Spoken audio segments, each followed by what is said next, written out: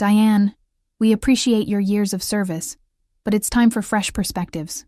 Your role is terminated effective immediately. The words hung in the air between us like stale perfume.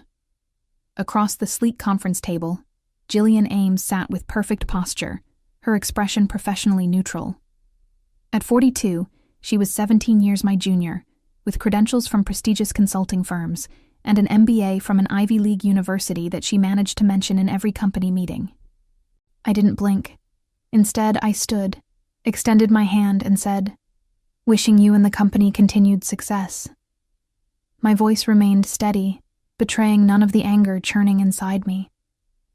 Jillian exhaled, a subtle release of tension that told me she'd expected tears, pleading, or at least some resistance. She shook my hand briefly, her grip loose and non-committal. "Human resources will assist with your transition. We're offering 6 months severance, which is generous considering company policy." Her tone suggested I should be grateful for this pittance after 25 years of service. "My name is Diane Mullins. I'm 59 years old, and until 10 minutes ago, I was the Vice President of Partnerships at Silverstone Naturals. I had joined when we were just a modest wellness brand operating out of a converted warehouse in Dallas, Texas.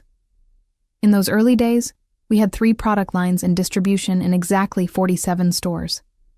Now, our organic supplements and wellness products appeared on shelves in over 5,000 retail locations nationwide. I'd negotiated every major partnership that built this company. When larger competitors tried to squeeze us out of prime shelf space, I was the one who found creative solutions. When supply chain issues threatened our growth during the pandemic, I secured alternative materials without compromising quality. As I packed my office, the corner space I'd earned through years of dedicated service, I gazed at the awards on my wall. Excellence in Business Partnership, Vendor of the Year, Outstanding Contribution to Industry Standards. Each accolade represented countless hours of work, relationship building, and strategic thinking. My assistant, Catherine, appeared in the doorway, her eyes red-rimmed. "This is wrong," she whispered. "Everyone's talking about it. Nobody understands why." I smiled gently. "It's business, Catherine. Nothing personal." But we both knew that wasn't true. Jillian had been systematically removing the old guard since her arrival 6 months ago. My termination was simply the latest in her campaign for fresh perspectives, her favorite euphemism for ageism. As I carried my box of belongings toward the elevator, I passed the gleaming sign that read, "Silverstone Naturals, Wellness Without Compromise." I couldn't help but think that some compromises were evidently acceptable after all. Looking back, I should have seen this coming. The first warning sign appeared when Jillian arrived at Silverstone Naturals last October.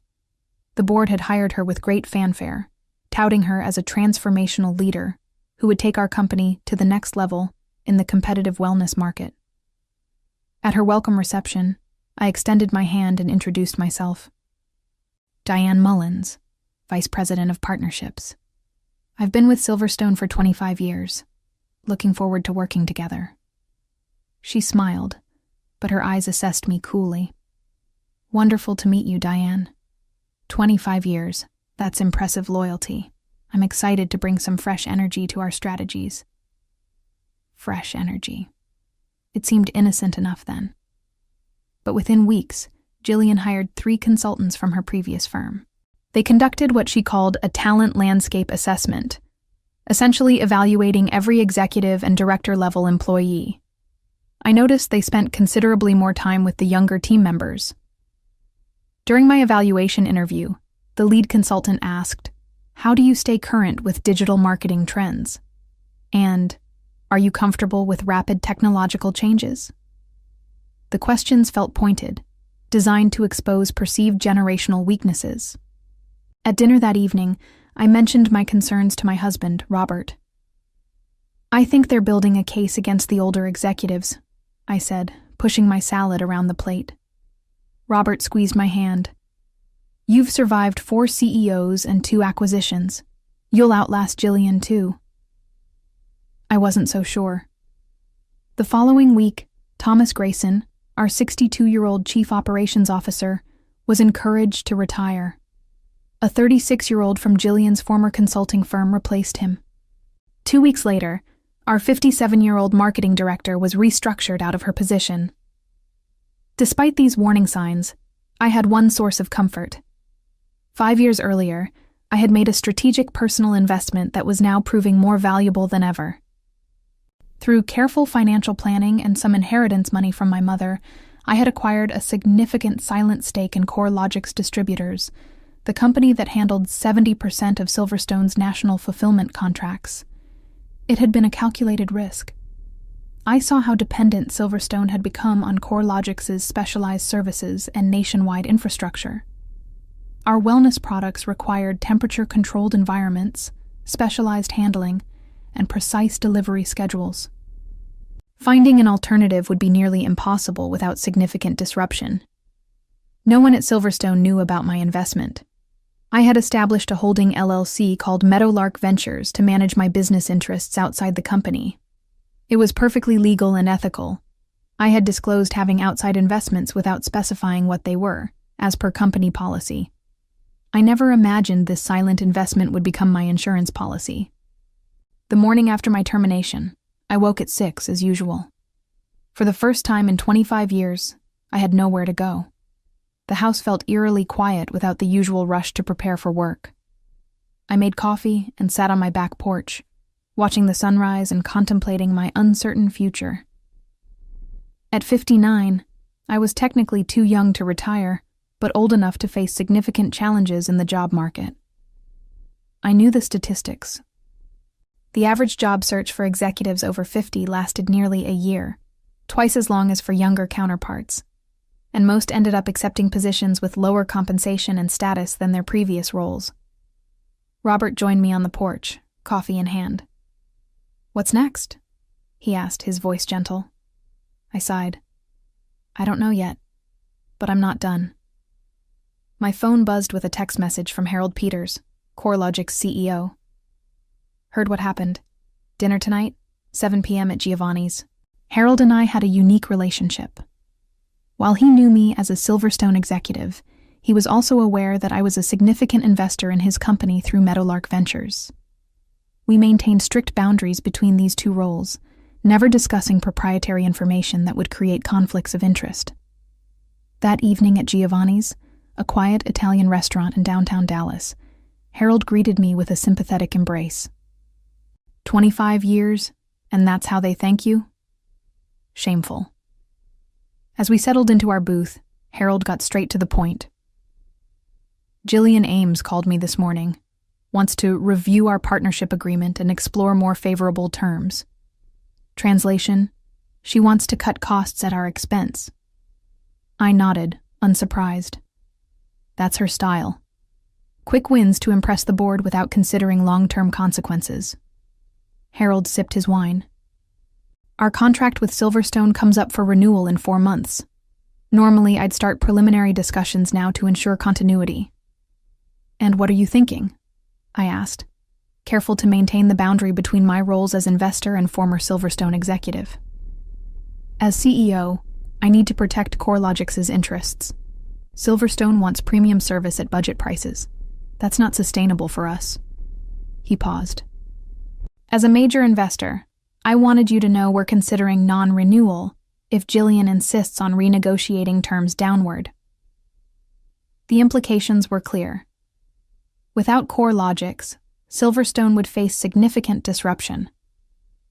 Finding a replacement distributor with comparable nationwide infrastructure would take months, if not longer. Retailers wouldn't wait. They'd reduce Silverstone's shelf space and give it to competitors who could reliably deliver. I took a thoughtful sip of my wine.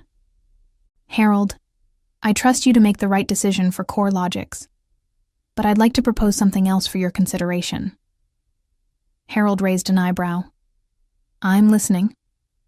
"What if we created something new?" I leaned forward slightly. "A wellness brand built from the ground up with modern supply chain efficiency. No legacy systems, no outdated thinking." As I outlined my vision, I saw Harold's expression shift from sympathy to interest. "Interesting," he said when I finished. "Very interesting indeed." 2 weeks after my termination, I received a call from Catherine, my former assistant. "Diane, have you heard what's happening here?" she whispered, clearly calling from somewhere private within the Silverstone offices. "What's going on?" I asked, settling into my home office chair. "It's chaotic. Jillian's implementing all these changes simultaneously. New packaging, reformulated products, different marketing approaches. And now there's talk about distribution problems." I maintained a neutral tone. "Distribution problems?" "Yes. Apparently, CoreLogics isn't being cooperative about Jillian's cost-cutting demands. They're saying the current contract must be honored until expiration, and they're not accepting the new terms Jillian proposed." This wasn't news to me. Harold had kept me informed about Jillian's increasingly aggressive approach to renegotiating terms, including her threat to explore alternative distribution options if CoreLogics wouldn't accommodate her demands. "That sounds challenging," I replied diplomatically. "The board called an emergency meeting yesterday. Jillian tried to keep it quiet, but I heard her secretary scheduling it.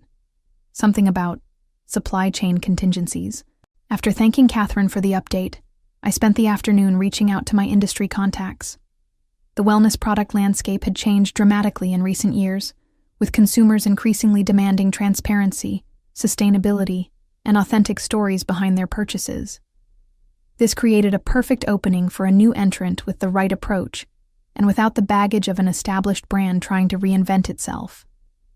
Later that week, I met with Andrew Lambert, a brilliant product developer who had been sidelined at Silverstone during Jillian's reorganization. Like me, he had been labeled as insufficiently forward-thinking, despite his track record of successful innovations. "How are you holding up, Andrew?" I asked, as we settled at a quiet corner table in a local coffee shop. He shrugged. "They moved me to special projects, which means I have no real responsibilities anymore. I'm essentially being paid to do nothing until they find a reason to let me go." "What would you say to starting fresh somewhere else?" I asked carefully. Andrew's eyes lit up. "Depends on where and with whom." I slid a folder across the table. Inside was a preliminary business plan for Evergreen Wellness, a new company focused on personalized wellness products with sustainable sourcing and transparent manufacturing processes. "I'm assembling a team," I explained.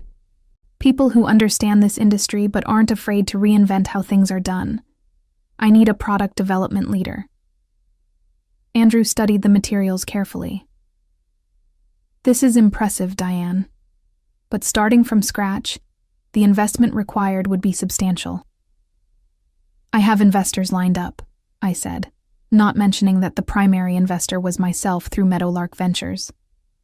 "And I've secured preliminary distribution capabilities." Again, I kept CoreLogics' involvement vague. By the time we finished our coffee, Andrew had agreed to join Evergreen Wellness as soon as he could gracefully exit Silverstone. Over the next 2 weeks, I recruited 4 more key team members, all experienced professionals who had either been pushed out by Jillian or were growing increasingly dissatisfied under her leadership. Each brought valuable expertise and industry connections. Meanwhile, Silverstone's distribution challenges were intensifying. Through my industry network, I learned that major retailers were receiving notice that Silverstone deliveries might face disruptions in the coming months. This was standard practice when a distribution contract was at risk. CoreLogics was legally obligated to inform retail partners of potential supply chain changes. The notifications sent ripples of concern through the retail community. Buyers began reaching out to Silverstone for reassurance, only to receive vague responses that further eroded confidence. Precisely as I had anticipated, Jillian's cost-cutting strategy was backfiring spectacularly. By trying to pressure CoreLogics into accepting less favorable terms, she had destabilized Silverstone's most critical business relationship. 1 month after my departure from Silverstone, I received an unexpected visitor. Monica Reynolds, chairwoman of Silverstone's board of directors, called asking to meet privately. We had always maintained a cordial, professional relationship, though she had ultimately supported Jillian's decision to restructure the executive team. We met at a quiet restaurant on the outskirts of Dallas. Monica looked tired, with dark circles under her eyes and a tension in her shoulders that hadn't been there before. "Thank you for meeting me, Diane," she said after we ordered. "I imagine you're not feeling particularly charitable toward Silverstone right now." "I spent 25 years building that company," I replied evenly. "My feelings are complex." She nodded. "That's exactly why I'm here. We have a situation, and I think you might be the only person who can help us understand it." "What situation is that?" I asked, though I had a good idea. Monica leaned forward. "Our distribution network is falling apart. CoreLogics has formally notified us that they won't be renewing their contract when it expires in 3 months. They've also rejected all proposed modifications to the existing agreement." I kept my expression neutral. "That sounds challenging." "It's more than challenging. It's potentially catastrophic. We've approached 6 other distribution companies. None can match CoreLogics' capabilities, especially their temperature-controlled facilities for our plant-based products." "What does Jillian say about all this?" I asked, genuinely curious about how my replacement was handling the crisis. Monica's expression darkened. "She insists we can build our own distribution network, but the board has seen the numbers. It would take 2 years and millions in capital expenditure to create something comparable. We don't have that kind of time or money." "So why are you telling me this?" I asked, though I knew exactly why. "You built our partnership with CoreLogics from the ground up. They trusted you. Harold Peters won't even take Jillian's calls anymore, but I'm betting he'd talk to you." Monica looked at me hopefully. "Would you consider acting as a consultant to help salvage this relationship?" The irony was almost too perfect. Jillian had pushed me out for fresh perspectives, and now the board wanted my help to fix the mess she had created. "I'm flattered that you thought of me," I said carefully, "but I've actually been quite busy with a new venture." "A new venture?" Monica looked surprised. "Yes.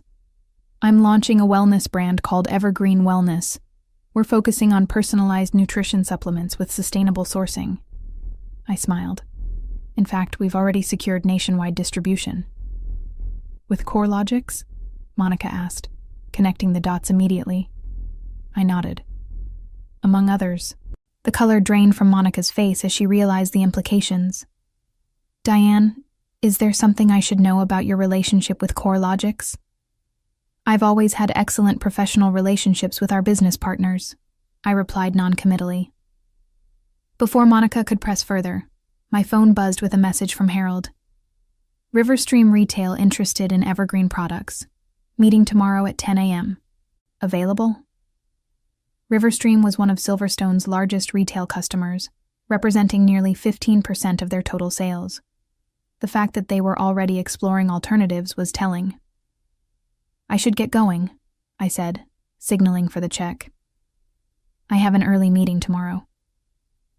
As we parted ways, Monica looked defeated. "Diane, if you reconsider helping us with CoreLogics, the board would be extremely grateful." I smiled politely. "I'll keep that in mind.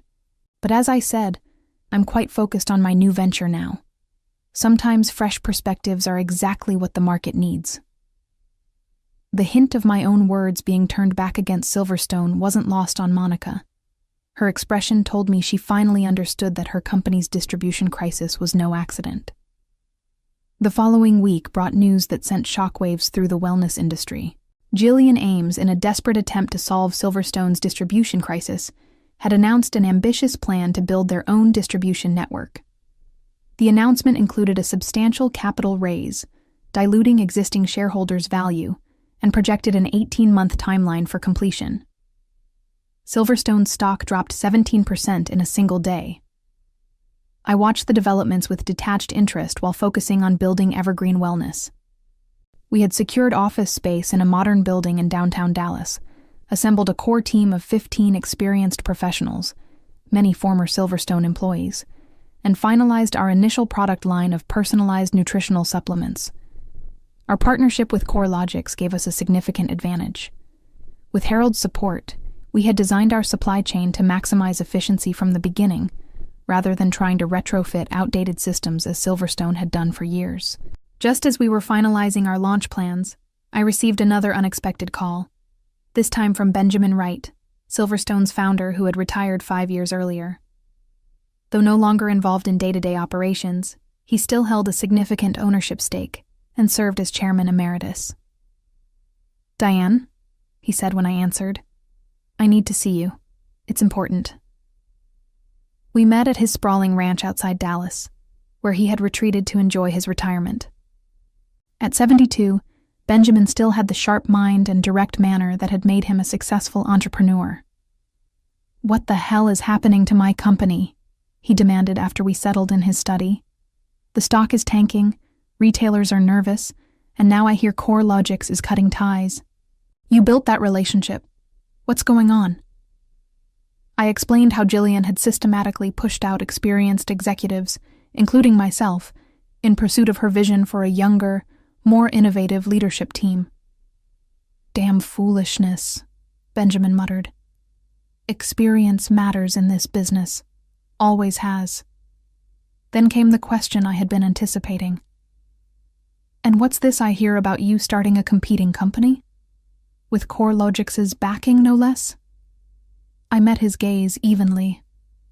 "I invested in CoreLogics years ago, Benjamin. It was a personal financial decision, fully disclosed according to Silverstone's policies on outside investments.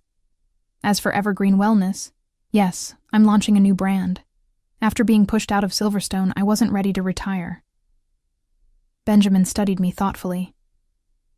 "You know, I always told the board they underestimated you. You were never just the partnerships person. You understood the whole business, end to end." He leaned forward. "Tell me honestly, Diane, did you orchestrate this distribution crisis?" "I made investments and career choices that protected my interests," I replied carefully. "Just as you taught me to do." A slow smile spread across Benjamin's face. "Well played." He sat back in his chair. "So what happens now? Silverstone's on the ropes, and you're positioned to deliver the knockout punch." "That depends," I said. "Evergreen is my priority now, but I have no desire to see Silverstone destroyed. Too many good people still work there." Benjamin nodded thoughtfully. "The board's called an emergency meeting for tomorrow. They're discussing Jillian's future." He fixed me with an intense gaze. "If changes were made at the top, significant changes, would there be any possibility of salvaging the CoreLogics relationship?" I considered this carefully. I can't speak for CoreLogics. They're making business decisions based on their own interests. But new leadership might create an opportunity for a fresh conversation. Benjamin smiled at my deliberate use of the term fresh conversation. "I still have some influence with the board. Perhaps it's time I made a few calls." As I drove home, I realized that the situation had evolved beyond my original expectations. What had begun as a simple story of comeuppance was developing into something more complex, a potential industry realignment where I held significant leverage.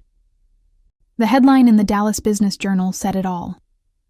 "Silverstone Naturals CEO ousted after distribution crisis. Founder returns as interim leader." Just 3 months after pushing me out, Jillian Ames had been terminated by the same board that had once championed her fresh perspectives. Benjamin Wright had emerged from retirement to stabilize the company he founded, immediately announcing a return to core values and a renewed focus on key business relationships. I received the news via multiple text messages from former colleagues, each expressing various degrees of satisfaction at this turn of events. Catherine, my former assistant, was particularly jubilant. "Justice! When are you coming back?" But I had no intention of returning to Silverstone. Evergreen Wellness was 1 week away from our official launch, and we had already secured commitments from retailers representing over 60% of our projected first-year sales targets. My phone rang, Benjamin Wright calling. "I assume you've heard the news," he said without preamble. "I have. Congratulations on your return." "It's temporary," he said. "Just until we right the ship, which brings me to the reason for my call. I need to meet with Harold Peters. Today, if possible." "I can't speak for Harold," I replied. "But you can facilitate an introduction," Benjamin countered. "Diane, I'm not asking you to abandon your new venture, but there's no reason our companies can't coexist in the marketplace. Competition is healthy. Destruction isn't."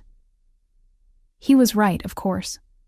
My goal had never been to destroy Silverstone, only to demonstrate the consequences of undervaluing experience and loyalty. "I'll reach out to Harold," I conceded. "But the decision will be his." "That's all I'm asking," Benjamin said. "And Diane, for what it's worth, the board now understands exactly what they lost when they let you go." It was a small victory, but a satisfying one nonetheless. 1 month later, I stood on a stage at the Natural Products Expo in Anaheim, California, introducing evergreen wellness to the industry. The response was overwhelming. Our booth had been consistently packed with interested retailers, media representatives, and potential partners. "Our approach is personalization without compromise," I explained to the audience of industry professionals. "We believe wellness isn't one size fits all, and neither should our products be." From my position on stage, I could see Silverstone's significantly smaller booth across the exhibition hall. Benjamin Wright was there, along with a notably more diverse executive team that included several reinstated veterans alongside some of Jillian's more sensible hires. Following our launch, Silverstone and CoreLogics had indeed reached a new agreement. Not as favorable as their original contract, but enough to prevent complete disruption of Silverstone's business. Harold had made the decision independently, though I suspect my suggestion that industry diversity was healthy had influenced his thinking. After my presentation, Benjamin approached me with an extended hand. "Impressive launch," he said sincerely. "You've assembled a remarkable team." "Thank you," I replied, accepting his handshake. "How are things at Silverstone?" "Stabilizing. The board has approved a more realistic timeline for building our complementary distribution network, while maintaining CoreLogics for critical products." He smiled ruefully. "We're calling it a hybrid approach now, rather than a crisis response." I couldn't help but smile. Perspective matters. "Indeed it does," Benjamin agreed. "We've learned that the hard way." He paused. "Jillian Ames has taken a position with a small startup in Seattle. I hear they're very excited about her fresh perspectives." We both laughed at the irony. As Benjamin walked away, Andrew joined me at our booth. "Was that awkward?" he asked. "Not at all," I replied. "It feels like appropriate closure." In business, as in life, true victory isn't about destruction, it's about validation. My journey from company loyalist to successful competitor had come full circle, not in bitterness, but in vindication of my worth.